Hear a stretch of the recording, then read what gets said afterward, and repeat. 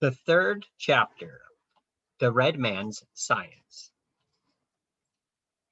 Long Arrow, cried the doctor. How splendid! Show him in! Show him in at once! I'm so glad, he continued, turning to us as soon as the footman had gone.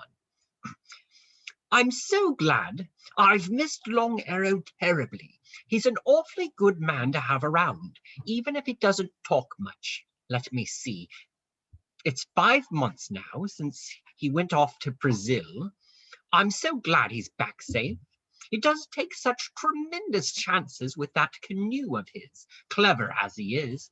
It's no joke crossing 100 miles of open sea in a 12-foot canoe. I wouldn't care to try it.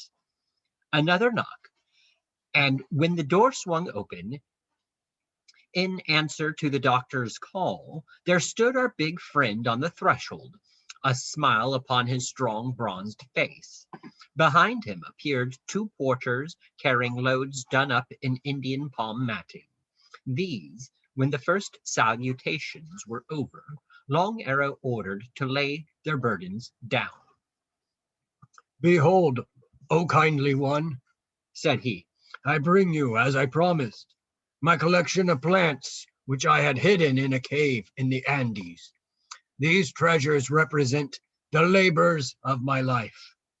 The packages were opened, and inside were many smaller packages and bundles. Carefully, they were laid out in rows upon the table.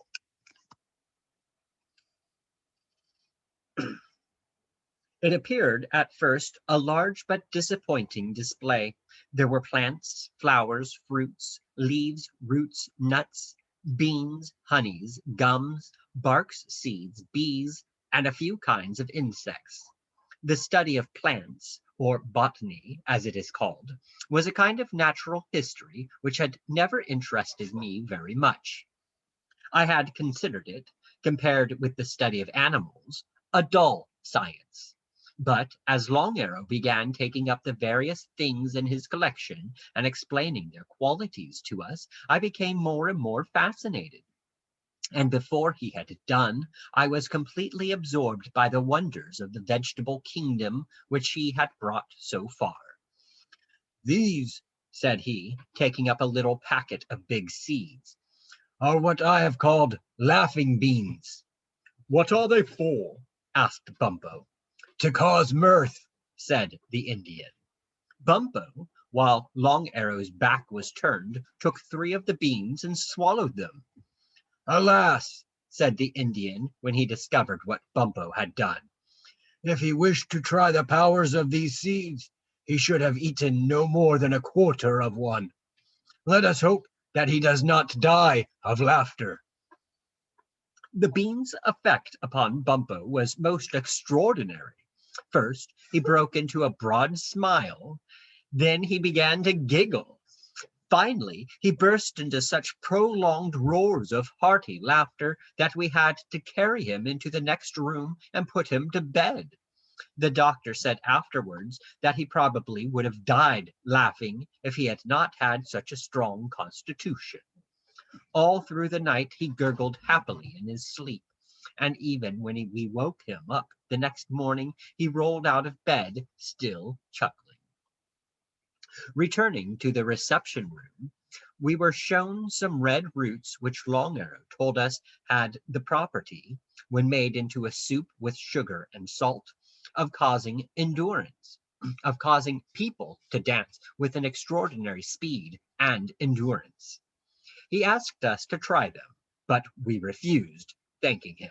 After Bumpo's exhibition, we were a little afraid of any more experiments for the present.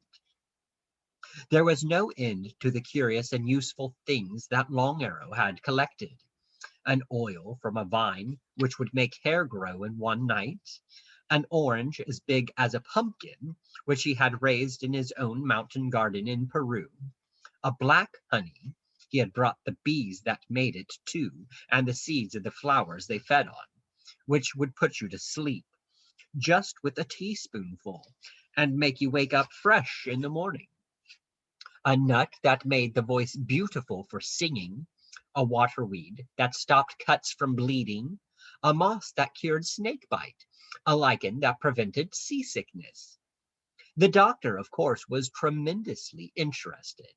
Well into the early hours of the morning, he was busy going over the articles on the table one by one, listing their names and writing their properties and descriptions into a notebook as Long Arrow dictated. "There are things here, Stubbins," he said as he ended, "which in the hands of skilled druggists will make a vast difference to the medicine and chemistry of the world. I suspect that this sleeping honey by itself will take the place of half the bad drugs we have had to use so far. Long Arrow has discovered a pharmacopoeia of his own. Miranda was right. He is a great naturalist. His name deserves to be placed beside Linnaeus. Some day I must get all these things to England. But when?" he added sadly. "Yes, that's the problem. When?" The fourth chapter, The Sea Serpent. For a long time after that cabinet meeting of which I have just told you, we did not ask the doctor anything further about going home. Life in Spider-Monkey Island went forward, month in, month out, busily and pleasantly. The winter, with Christmas celebrations, came and went, and summer was with us once again before we knew it. As time passed, the doctor became more and more taken up with the care of his big family, and the hours he could spare for his natural history work grew fewer and fewer. I knew that he often still thought of his house and garden in Puddleby, and of his old plans and ambitions, because once in a while we would notice his face grow thoughtful and a little sad when something reminded him of England or his old life.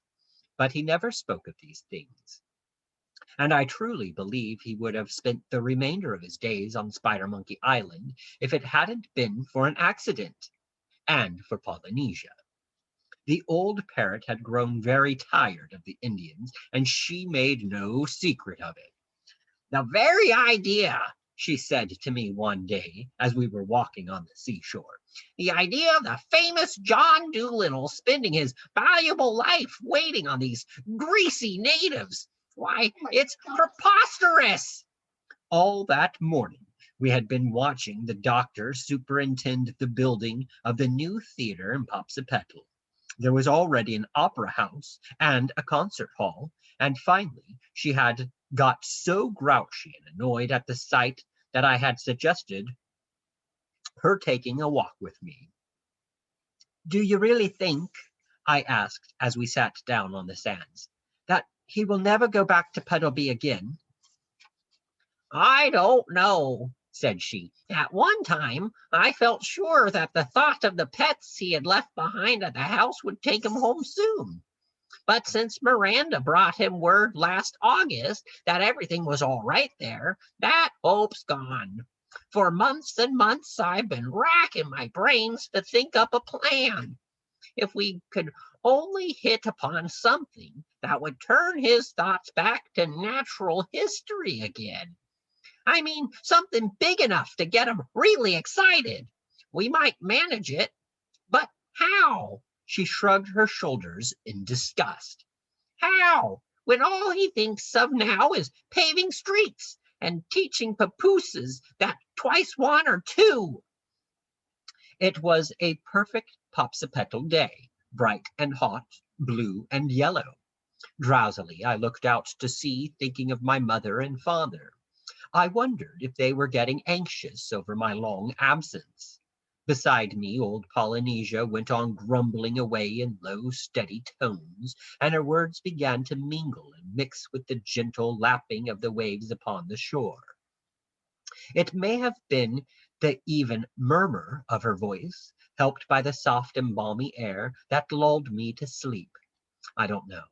Anyhow, I presently dreamed that the island had moved again.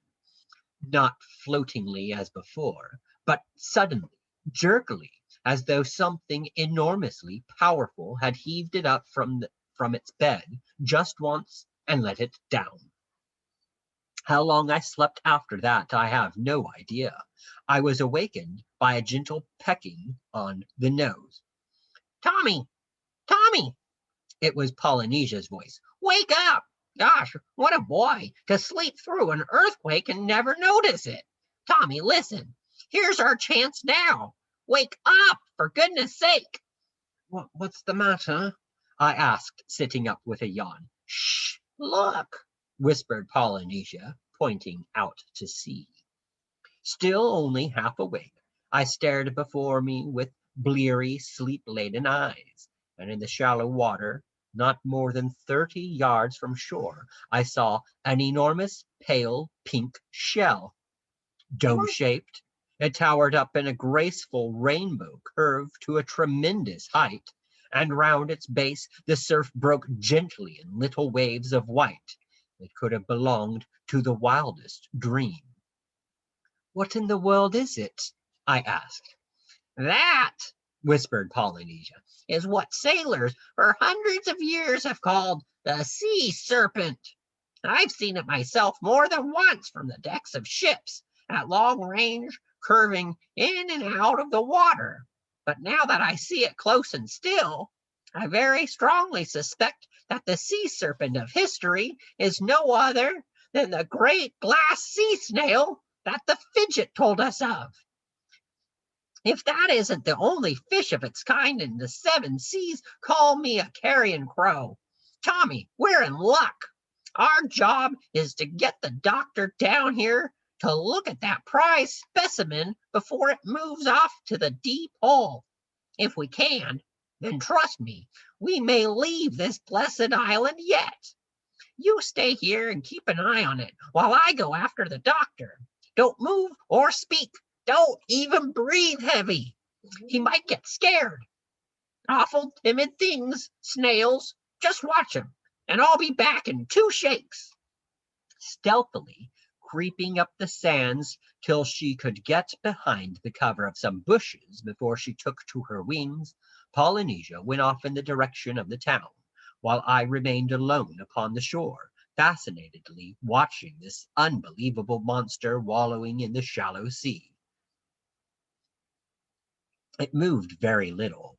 From time to time it lifted its head out of the water, showing its enormously long neck and horns. Occasionally it would try and draw itself up, the way a snail does when he goes to move, but almost at once it would sink down again as if exhausted. It seemed to me to act as though it were hurt underneath, but the lower part of it, which was below the level of the water, I could not see. I was still absorbed in watching the great beast when Polynesia returned with the doctor. They approached so silently and so cautiously that I neither saw nor heard them coming till I found them crouching beside me on the sand. One sight of the snail changed the doctor completely. His eyes just sparkled with delight. I had not seen him so thrilled and happy since the time we caught the jabizri beetle when we first landed on the island. It is he whispered, the great glass sea snail himself. Not a doubt of it. Polynesia, go down the shore a way and see if you can find any of the porpoises for me.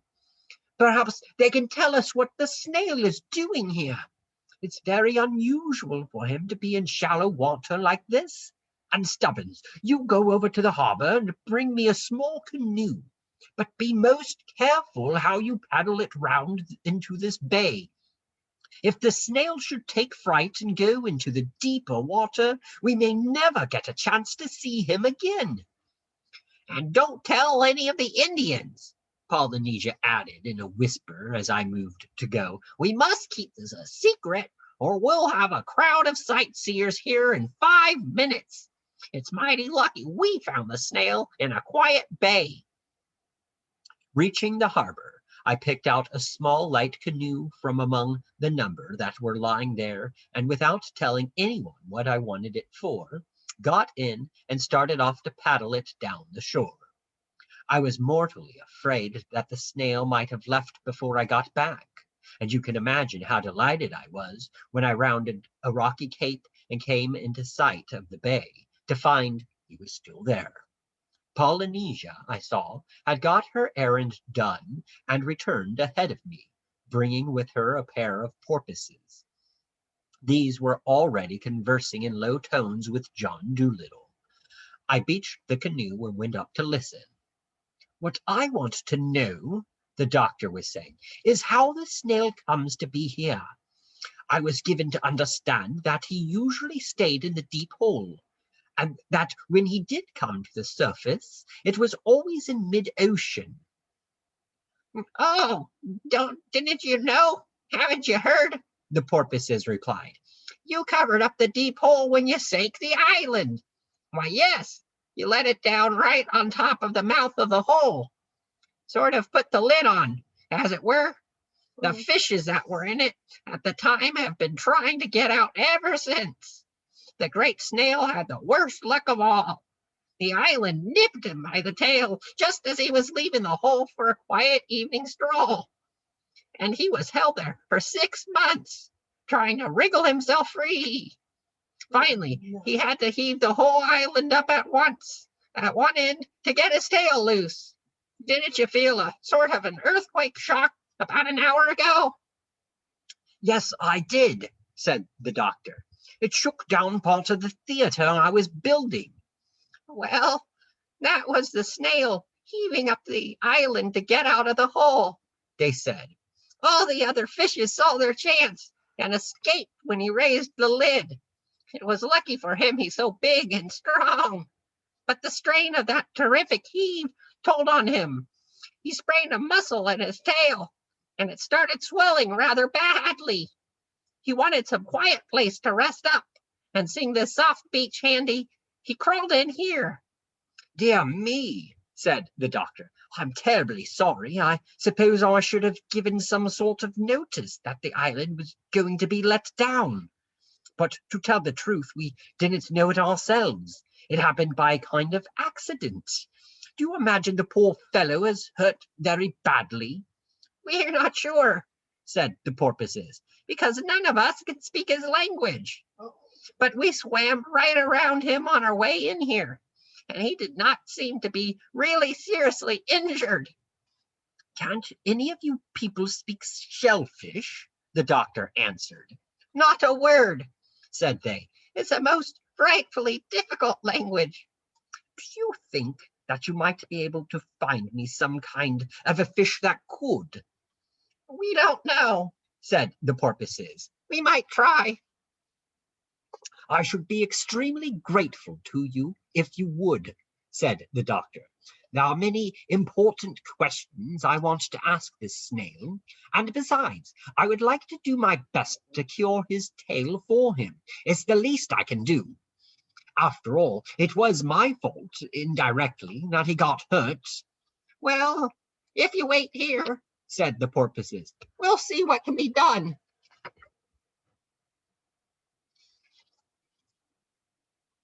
The 5th chapter. The Shellfish Riddle Solved at Last. So, Dr. Dolittle, with a crown on his head, sat down upon the shore like King Nut, and waited.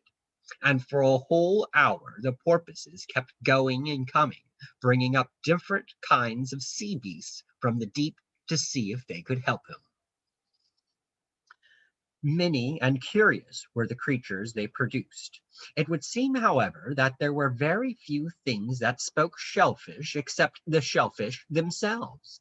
Still, the porpoises grew a little more hopeful when they discovered a very old sea urchin, a funny, ball-like little fellow with long whiskers all over him, who said he could not speak pure shellfish, but he used to understand starfish enough to get along when he was young. This was coming nearer, even if it wasn't anything to go crazy about. Leaving the urchin with us, the porpoises went off once more to hunt up a starfish. They were not long getting one, for they were quite common in those parts. Then, using the sea urchin as an interpreter, they questioned the starfish. He was a rather stupid sort of creature, but he tried his best to be helpful. And after a little patient examination, we found to our delight that he could speak shellfish moderately well. Feeling quite encouraged, the doctor and I now got into the canoe, and with the porpoises, the urchin, and the starfish swimming alongside, we paddled very gently out till we were close under the towering shell of the great snail. And then began the most curious conversation I have ever witnessed. First, the starfish would ask the snail something, and whatever answer the snail gave, the starfish would tell it to the sea urchin. The urchin would tell it to the porpoises, and the porpoises would tell it to the doctor. In this way, we obtained considerable information, mostly about the very ancient history of the animal kingdom, but we missed a good many of the finer points in the snail's longer speeches on account of the stupidity of the starfish and all this translating from one language to another. While the snail was speaking, the doctor and I put our ears against the wall of his shell and found that we could, in this way, hear the sound of his voice quite plainly. It was, as the fidget had described, deep and bell-like. But of course, we cannot understand a single word he said.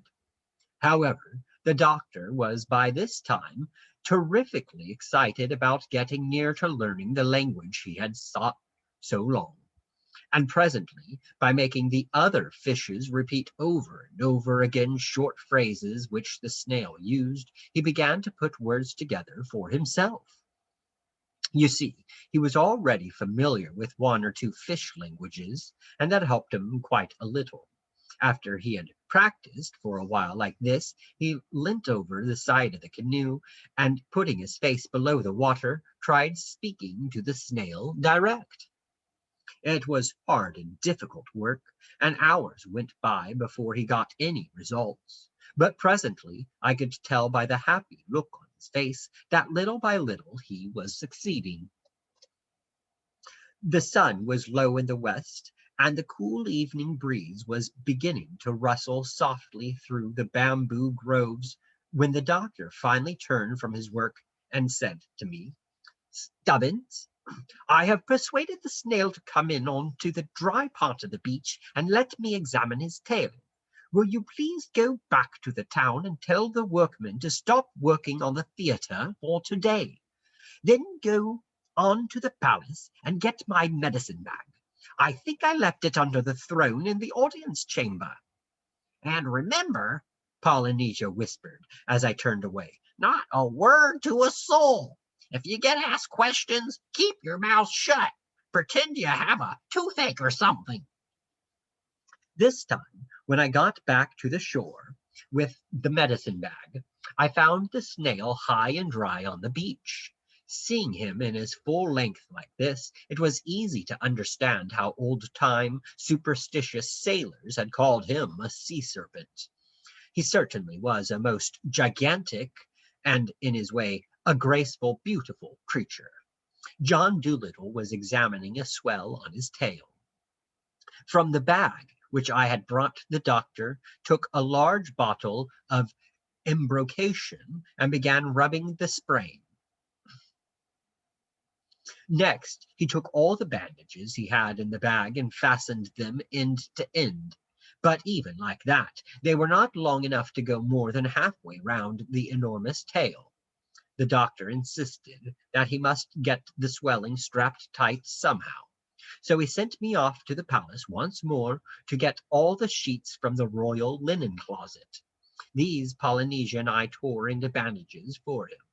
And at last, after terrific exertions, we got the sprain strapped to his satisfaction.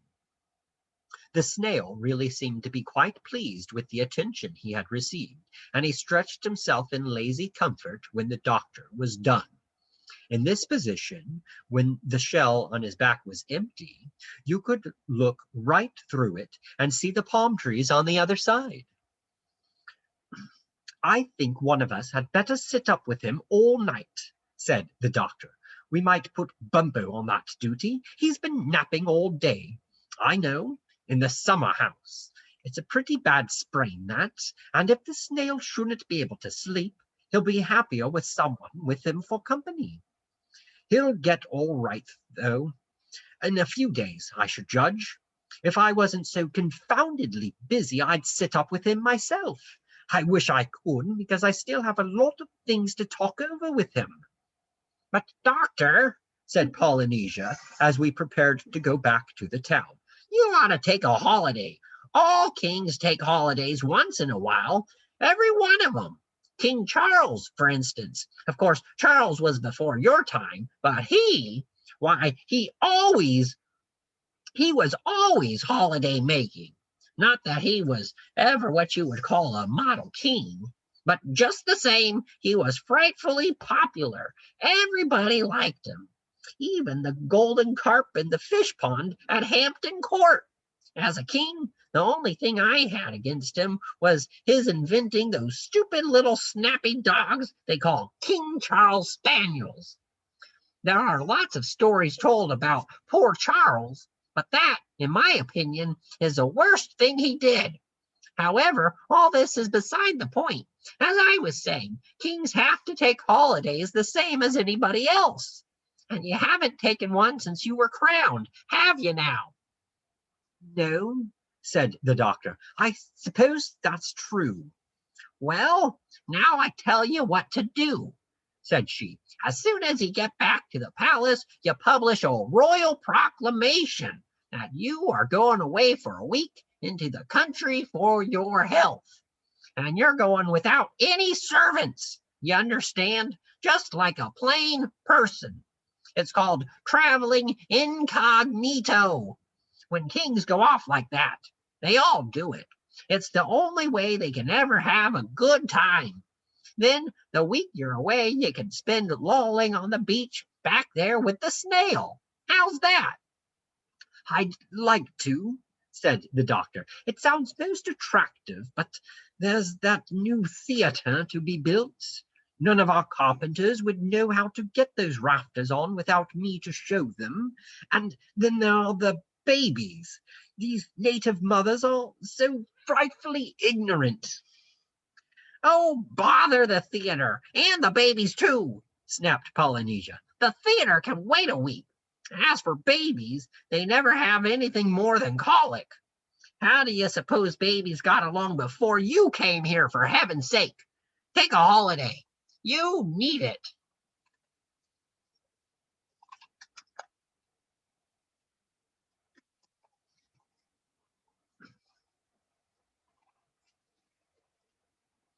The 6th chapter. The last cabinet meeting. From the way Polynesia talked, I guessed that this idea of a holiday was part of her plan. The doctor made no reply, and we walked on silently towards the town. I could see, nevertheless, that her words had made an impression on him. After supper, he disappeared from the palace without saying where he was going, a thing he had never done before. Of course, we all knew where he had gone, back to the beach to sit up with the snail. We were sure of it because he had said nothing to Bumpo about attending to the matter. As soon as the doors were closed upon the cabinet meeting that night, Polynesia addressed the ministry. Look here, you fellows, said she. We've simply got to get the doctor to take this holiday somehow, unless we're willing to stay in this blessed island for the rest of our lives. But what difference, Bumpo asked, is his taking a holiday going to make? Impatiently, Polynesia turned upon the Minister of the Interior. Don't you see? If he has a clear week to get thoroughly interested in his natural history again, marine stuff, his dream of seeing the floor of the ocean and all that, there may be some chance of his consenting to leave this pesky place.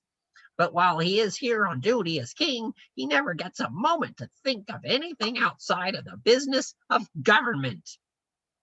Yes, that is true. He's far too conscientious, Bumpo agreed. And besides, Polynesia went on, his only hope of ever getting away from here would be to escape secretly.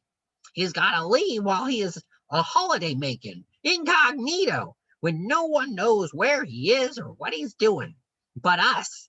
If he built a ship big enough to cross the sea in, all the Indians would see it and hear it being built, and they'd ask what it was for. They would interfere. They'd sooner have anything happen than lose the doctor. Why, I believe if they thought he had any idea of escaping, they would put chains on him. Yes, I really think they would, I agreed. Yet, without a ship of some kind, I don't see how the doctor is going to get away, even secretly. Well, I'll tell ya, said Polynesia. If we do succeed in making him take this holiday, our next step will be to get the sea snail to promise to take us all in his shell and carry us to the mouth of Puddleby River. If we can once get the snail willing, the temptation will be too much for John Dolittle, and he'll come, I know, especially as he'll be able to take those new plants and drugs of Long Arrow's to the English doctors, as well as see the floor of the ocean on the way. How thrilling, I cried. Do you mean the snail could take us under the sea all the way back to Puddleby? Certainly, said Polynesia. A little trip like that is nothing to him. He would crawl along the floor of the ocean, and the doctor could see all the sights. Perfectly simple. Oh, John Dolittle will come all right if we can only get him to take that holiday, and if the snail will consent to give us the ride. Golly, I hope he does, sighed Jip. I'm sick of these beastly tropics. They make you feel so lazy and good for nothing. And there are no rats or anything here. Not that a fellow would have the energy to chase them, even if there were. My, wouldn't I be glad to see old Puddleby in the garden again? And won't Dab Dab be glad to have us back? By the end of next month, said I, it will be 2 whole years since we left England, since we pulled up the anchor at Kingsbridge and bumped our way out into the river.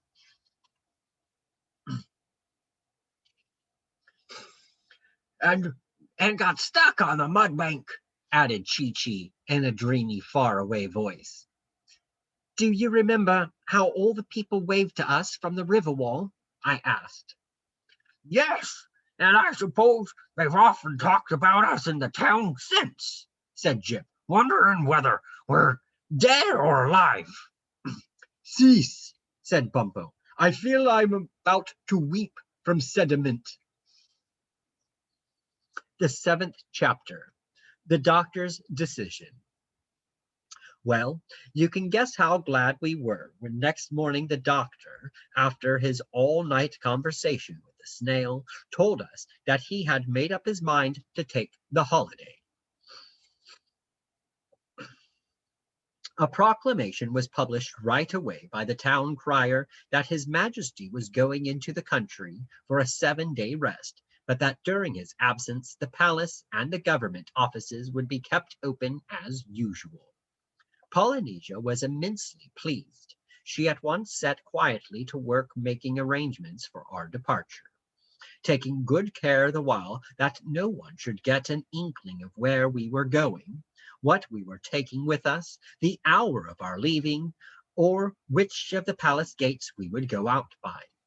Cunning old schemer that she was, she forgot nothing, and not even we, who were of the doctor's party, could imagine what reasons she had for some of her preparations. She took me inside and told me that the one thing I must remember to bring with me was all of the doctor's notebooks. Long Arrow, who was the only Indian let into the secret of our destination, said he would like to come with us as far as the beach to see the great snail, and him Polynesia told to be sure and bring his collection of plants. Bumpo she ordered to carry the doctor's high hat, carefully hidden under his coat. She sent off nearly all the footmen who were on night duty to do errands in the town, so that there should be as few servants as possible to see us leave. And midnight, the hour when most of the townspeople would be asleep, she finally chose for our departure. We had to take a week's food supply with us for the royal holiday, So, with our other packages, we were heavy laden when on the stroke of 12 we opened the west door of the palace and stepped cautiously and quietly into the moonlit garden. Tiptoe incognito, whispered Bumpo as we gently closed the heavy doors behind us.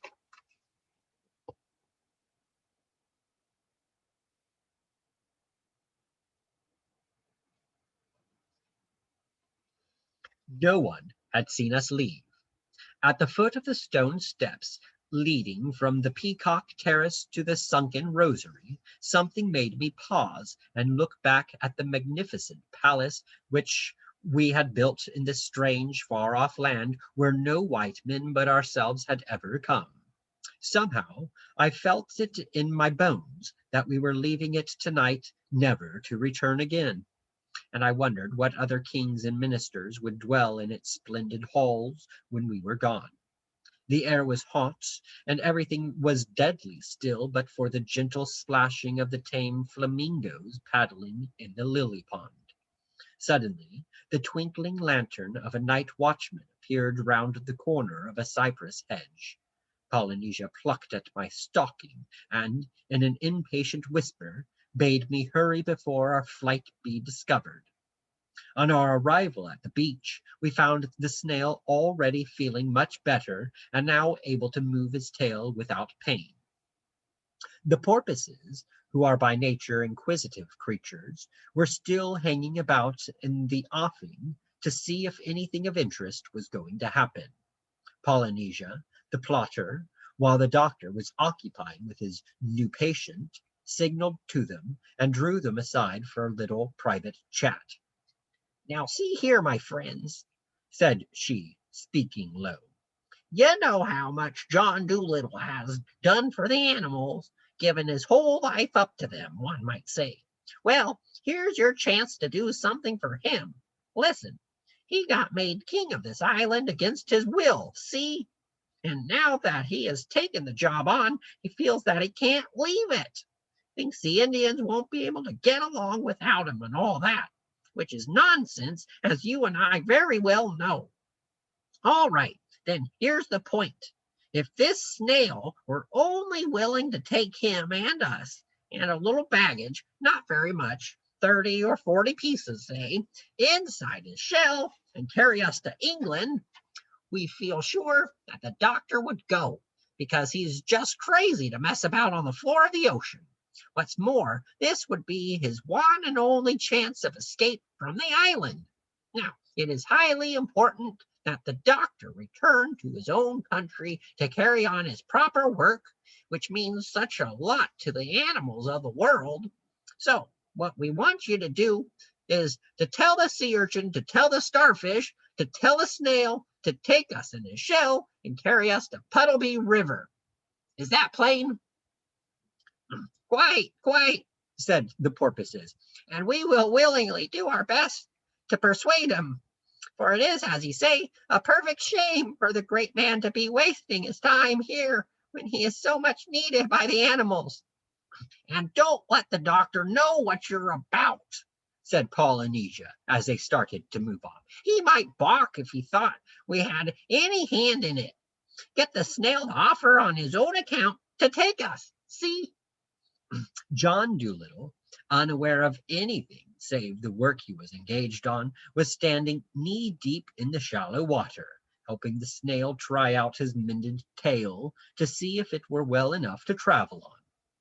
Bumpo and Long Arrow, with Chee-Chee and Jip, were lolling at the foot of a palm a little way up the beach.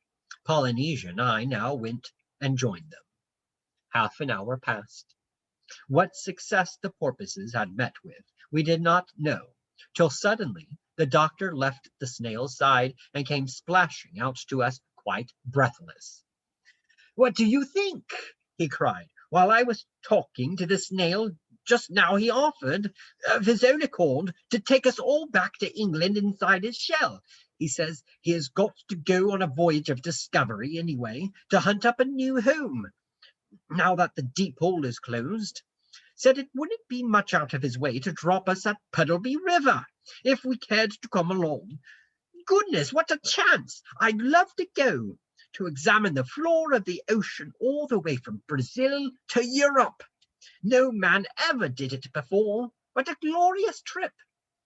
Oh, that I had never allowed myself to be made king. Now I must see the chance of a lifetime slip by.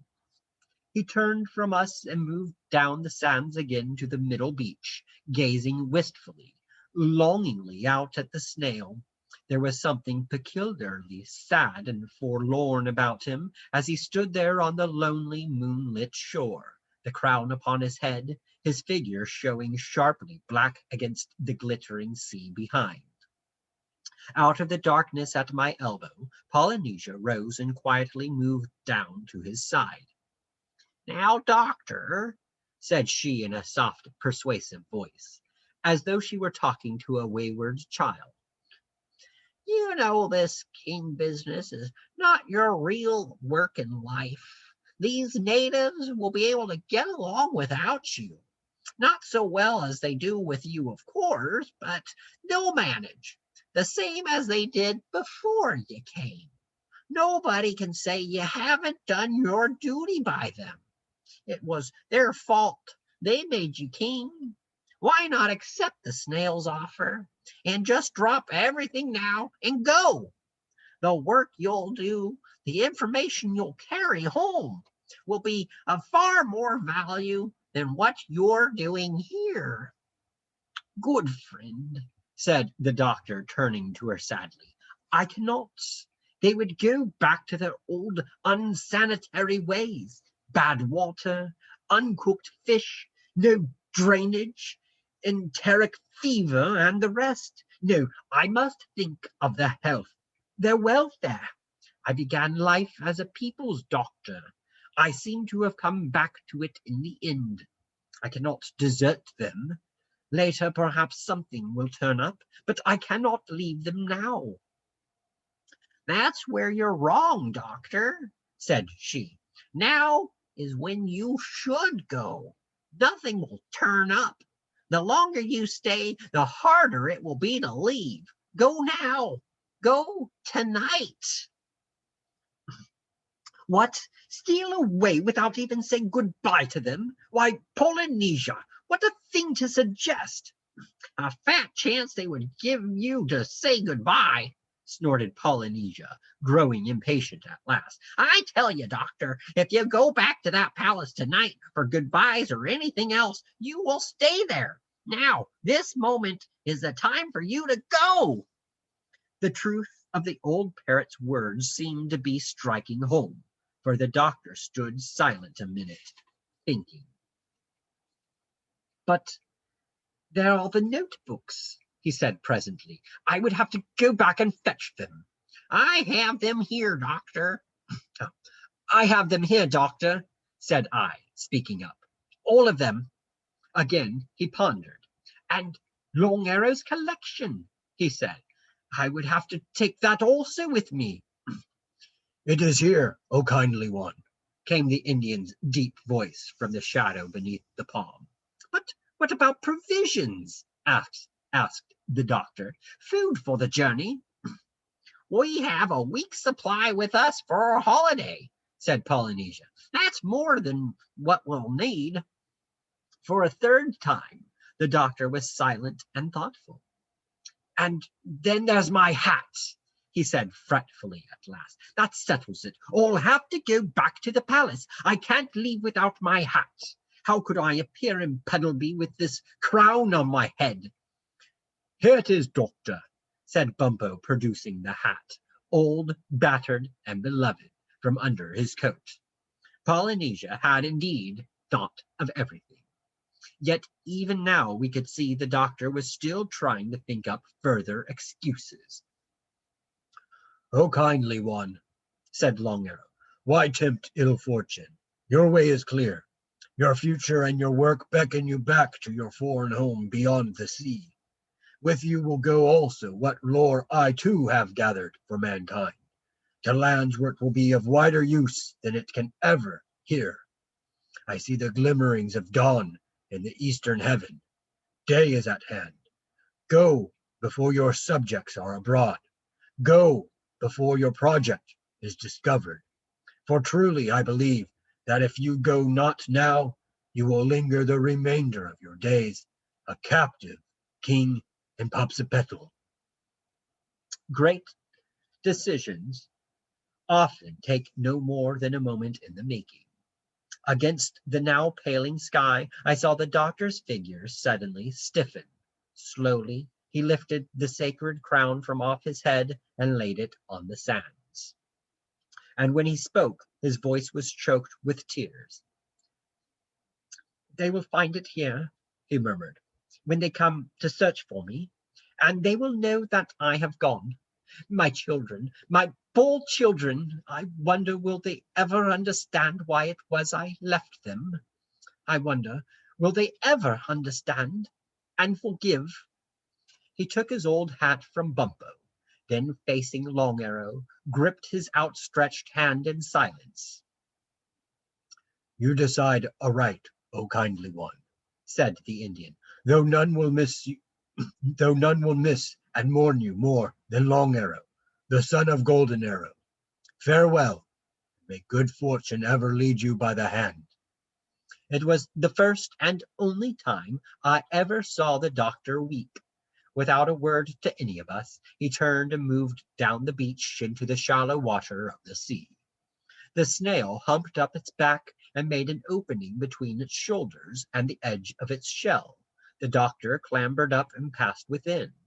We followed him, after handing up the baggage. The opening shut tight with a whistling suction noise.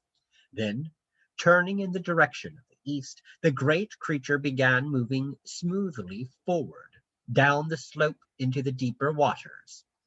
Just as the swirling dark green surf was closing in above our heads, the big morning sun popped his rim up over the edge of the ocean, and through our transparent walls of pearl we saw the watery world about us suddenly light up with the most wondrously colorful of visions, a daybreak beneath the sea. The rest of the story of our homeward voyage is soon told. Our new quarters we found very satisfactory.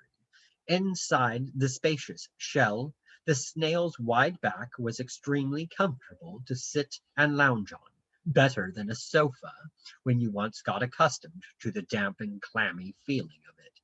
He asked us, shortly after we started, if we wouldn't mind taking off our boots, as the hobnails in them hurt his back as we ran excitedly from one side to another to see the different sights.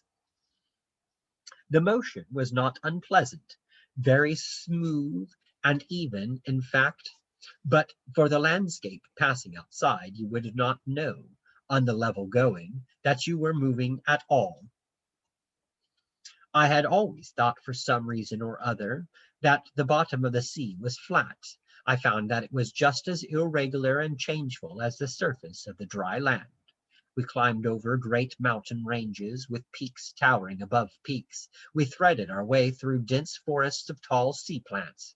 We crossed wide, empty stretches of sandy mud, like deserts, so vast that you went on for a whole day with nothing ahead of you but a dim horizon. Sometimes the scene was moss-covered, rolling country, green and restful to the eye, like rich pastures, so that you almost looked to see sheep cropping on these underwater downs. And sometimes the snail would roll us forward inside him like peas, when he suddenly dipped downward to descend into some deep secluded valley with steeply sloping sides. In these lower levels we often came upon the shadowy shapes of dead ships, wrecked and sunk, heaven only knows how many years ago. Passing them, we would speak in hushed whispers, like children sing monuments in churches.